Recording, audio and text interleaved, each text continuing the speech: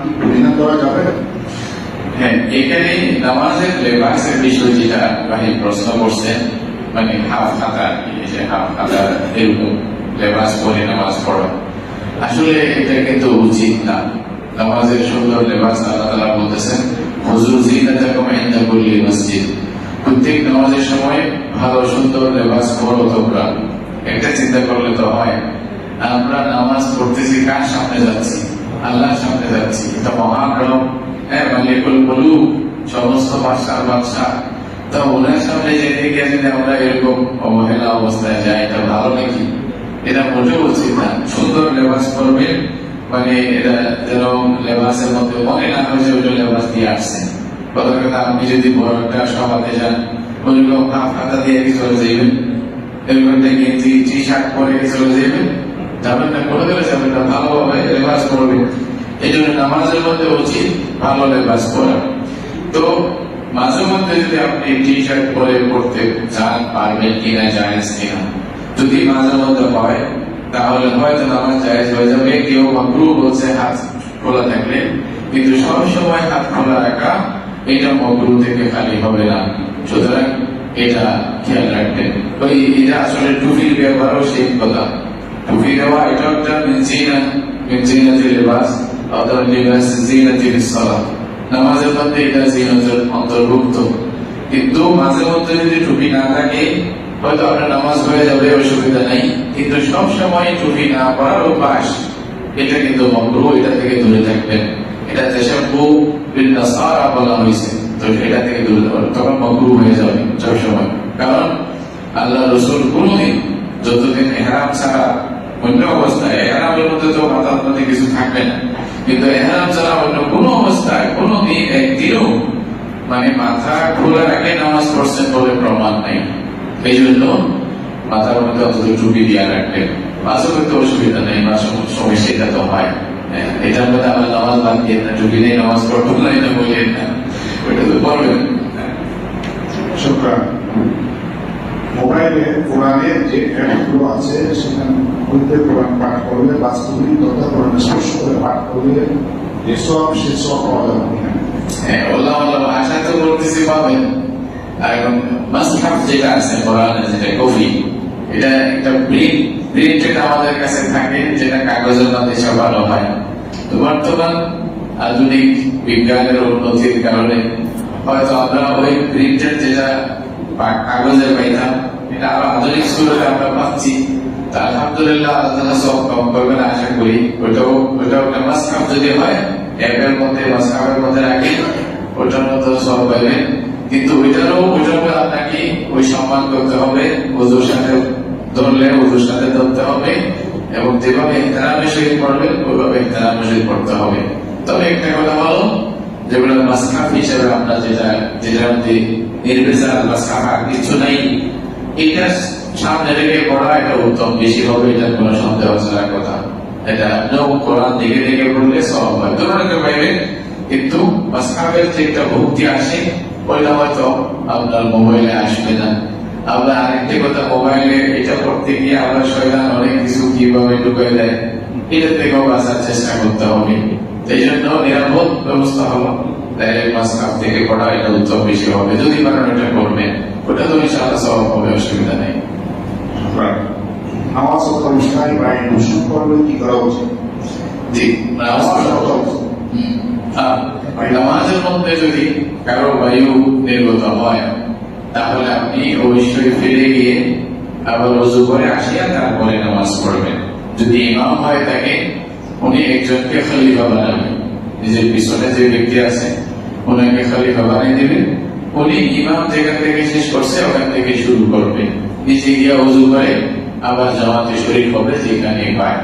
আর যদি মুক্তদি হয়, তাহলে উনি যেভাবে আছে ওখান থেকে আস্তে করে বাইরে গিয়ে নামাজ মানে ওযু করে আসিয়া জামাত মানে যদি পায় পড়বে, না হয়তো একা পড়ে দেবে। এরকম যাওয়ার সময় নিয়ম, হাদিস মানে রাসূলুল্লাহ সাল্লাল্লাহু আলাইহি ওয়াসাল্লাম বলতেছেন যে বের হবেন, কিভাবে বের হবেন, যেটা নিয়ম বলছে নাকে হাত দিয়ে বের হইতে বলছে। নাকে হাত দেওয়া মানে মানুষ বুঝবে যে ওনার নাকের মধ্যে কোনো সমস্যা হয়েছে। মানুষের ইজ্জতে নফস আত্মসম্মান বোধ রক্ষা করা ইসলাম অনেক বড় গুরুত্ব দিয়েছে। আসলে একটা কথা বলি, প্রসঙ্গত মনে আসছে, একটা আল্লাহ বান্দা একজন মুফতি, ওনার কাছে এক মহিলা আসছে, এক মহিলা ওনার কাছে আসছে ফতোয়া নেওয়ার জন্য। তো সামনে যখন বসছে, হুজুরও আসছে, সামনে বসছে, হঠাৎ করে ওই মহিলার বাদ কর্ম হয়েছে। একদমই হুজুরের সামনে আরো যদি আওয়াজ এরকম হয়, মহিলা লজ্জায় যেন না ভাবতেছে মাটিতে ডুবে যেছে। তারপরে হুজুরে কি করছে দেখেন, আখলাক দেখেন। হুজুর কি করছে, মহিলাকে বলতেছে, মানে হুজুর বুঝে গেল উনি বলা উনি শুনে না কিছু। হুজুর বুঝে গেল হুজুর বলা শুনে না, লিখে দাও এটাও বলছে মহিলাকে। মহিলা যেন আবার জান ফিরে গেছে। আল্লাহু আকবার। হুজুর বলা ছিলেন না, ওর মান সম্মান নিজের কাছে এসে পৌঁছে যাবে। এই মেয়েটা নিজের কাছে এসে তার কিছু মানে সে এমন হয়ে যাবে যেন নিজে কিছুই না, কি হলো, কি হয়ে গেল।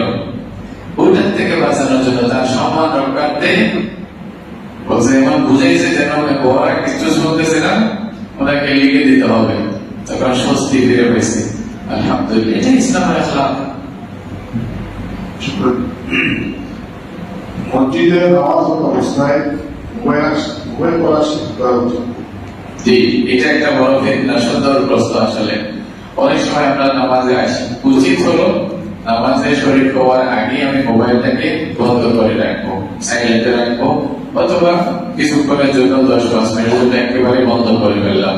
দুইটাই উত্তম, বেশি ঝামেলা হলো না। যদি কোনো ভাইয়ের ভুলে এই যে সাইলেন্ট করেন নেই, এটা বারবার হয়তো রিং বাজতেছে, তখন আপনি কি করবেন? আপনার রিংটা এমন যে সবাই ক্ষতি হচ্ছে, দেমা ক্ষতি চলেছে, হুজু নষ্ট হচ্ছে। এখানে দুইটা জিনিস, একটা আপনি হাতে ধরে এটা বন্ধ করবেন, এটা একটা কাজ, নামাজের মধ্যে কাজ করা যায় না। যদিও বা এটা তাহলে হবে না, মানে হঠাৎ করে বন্ধ সিট দেওয়া যায়। অনেকে আছে যারা সিট দিতেও জানে না, কিছু আছে তো বুঝে মানে বন্ধ করতেও জানে না, তখন হয়। আবার রিংটোনটা তো মারাত্মক গান দিয়ে রাখে, তখন তো হয়েছে অবস্থায় খাই। তো এখন করবেন কি? এখন কথা হলো কি, একটা আপনি এটাও একটা খারাপ, নামাজের মধ্যে কাজ করা। তার চেয়ে বড় খারাপ হলো সবার নামাজ নষ্ট করা। এটা আরো বড় খারাপ। আপনি যদি রিং বাজতে দেন, তাহলে সবাই নামাজ ক্ষতি হবে। এই জন্য ফতোয়া হলো আপনি নামাজের মধ্যেই বন্ধ করে দিলেন যেমনি পারেন, তাহলে বড় খারাপ থেকে বাঁচলাম, ছোটটাও অন্তত গ্রহণ করলাম। এইটা এই জন্য যখনই রিং বাজলে সাথে সাথে বন্ধ করে দেবেন, এটা খেয়াল করবেন। কোনো ছেলে যদি রাসূল সাল্লাল্লাহু আলাইহি ওয়াসাল্লামের সুন্নতের উপর বেশি দাঁড়িয়ে রাখতে চায়, সেক্ষেত্রে যদি তার মা-বাবা তার সন্তানের দাঁড়িয়ে রাখার ক্ষেত্রে প্রতিবন্ধকতা সৃষ্টি করে, তখন ওই সন্তানের কি করা উচিত? ঠিক, এটা একটা আচ্ছা। এখন এই যে দাঁড়িয়ে রাখতে চায় মাতা পিতা ইয়া করে, আসলে মাতা পিতার তো শুকরিয়া আদায় করা দরকার ছিল।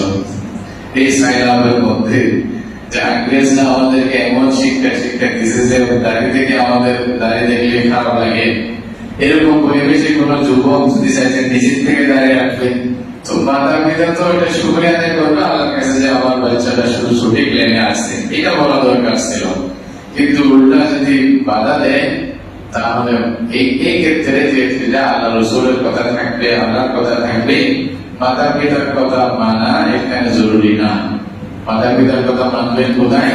যেখানে আল্লাহর কথার বিরুদ্ধে না যায় এবং রসুলের কথার বিরুদ্ধে না যায়। দাঁড়িয়ে রাখার বিষয়টা যেহেতু কোরআন হাদিস থেকে প্রমাণিত, তো সুতরাং এটা শরীয়তের বিরুদ্ধে মা বাপ চাইতেছে, তাহলে মা বাবার কথা এখানে মানতে হবে না। এর মানে এই নয় মা বাবার সাথে খারাপ আচরণ করবেন, বেয়াদবি করবেন, অশালীন কথা বলবেন, খবরদার, এটা কোনোদিন নয়। এটা হলো মা বাবার সাথে ভালোভাবে ব্যবহার করতে হবে, বুঝাইতে হবে তাদেরকে। আমি একটা বুদ্ধি দিই, আপনি বলেন বাবা আমি তো মুসলিম, আপনি আমাকে কোরআন হাদিস থেকে অথবা কোন বুজুর্গ থেকে ফতোয়া নিলেন যে দাঁড়িয়ে রাখতে হবে না, এরকম যদি ফতোয়া দেয় তাহলে আমি মানবো। আপনি বাপের উপরে ছেড়ে দেন, তাইলে ইনশাআল্লাহ এমনি হয়তো বুঝ চলে আসবে। এই জন্য যদি কোনো মানে যুবক এরকম সবাই শেখ করে অসুবিধা নেই, উনি মা বাবার কথা আদবের সহিত ওদের কথা মানবে না, ওদের সাথে ভালো ব্যবহার করবে।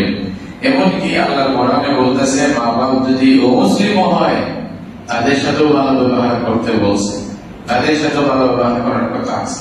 হ্যাঁ, বেয়াদবি করা যাবে না, এটা মনে রাখবে।